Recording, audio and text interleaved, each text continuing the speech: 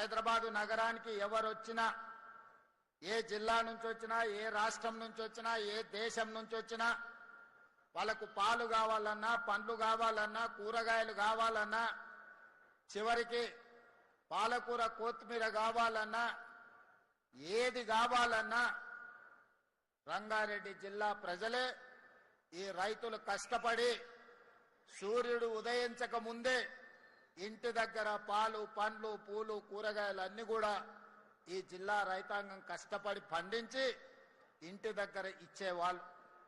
కాలక్రమేణా outer ring road వచ్చింది, అంతర్జాతీయ ఎయిర్పోర్ట్ వచ్చింది, మన భూముల విలువలు పెరిగినాయి, ఎకరాలు గజాలుగా మారినాయి, లేఅవుట్లుగా మారి ఈనాడు రియల్ ఎస్టేట్ పెరిగిపోయి వ్యవసాయం కుంటుపడ్డది. ఒకప్పుడు కల్వకుర్తి నుంచి ఆర్టీసీ బస్సులో హైదరాబాద్ నగరానికి వస్తుంటే ఒక పక్కన కూరగాయలు, మరో పక్కన పాలకూర, మెంతంకూర, లేకపోతే కొత్తిమీర లాంటి తట్టలల్ల బుట్టలల్లా చాలా మంది రైతులు బస్ ఎక్కేటోళ్ళు. ఇదే కాదు, ఒక పక్కన చూస్తే గ్రేప్ గార్డెన్స్ కనిపించేటివి. ఎన్ని రకాల పండ్లు, పాలు, కూరగాయలు, పూలు ఉన్నాయో అవన్నీ కూడా రంగారెడ్డి జిల్లా రైతాంగం ఉత్పత్తి చేసి నగర ప్రజల యొక్క అవసరాలు తీర్చేది. కాలం మారింది, అవసరాలు పెరిగినాయి.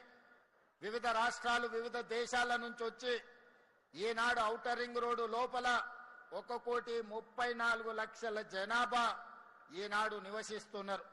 Hyderabad municipal corporation, Malkajgiri municipal corporation, Cyberabad municipal corporation ఇవాళ విస్తరించి హైదరాబాదు నగరం అంతర్జాతీయ నగరంగా మారింది.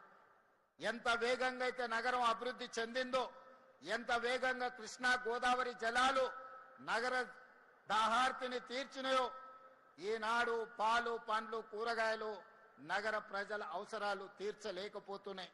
అందుకే ఆనాడు ఆలోచన చేసి ఆనాటి ప్రభుత్వం ఒకప్పుడు కొత్తపేట ఫ్రూట్ మార్కెట్ని కోహేడకు తరలించినప్పుడు అత్తర్బుత్తర్ టెంట్లేసి రేకులేసి పెడితే గాలి దుమారానికి ఆ రేకులు, ఆ టెంట్లు కూలిపోయి వందలాది మంది కూరగాయలు అమ్మే రైతులకందరికీ దెబ్బలు తగిలి కాళ్ళు పోయి, చేతులు పోయి కష్టాలు ఎదుర్కొంటుంటే గాలి దుమారంలోనే ఆనాడు పార్లమెంటు సభ్యుడిగా ఆ రైతులకు ఒక మనోధైర్యాన్ని ఇవ్వడానికి ఆ రోజు అక్కడికి వచ్చి అందరినీ కలవడం జరిగింది.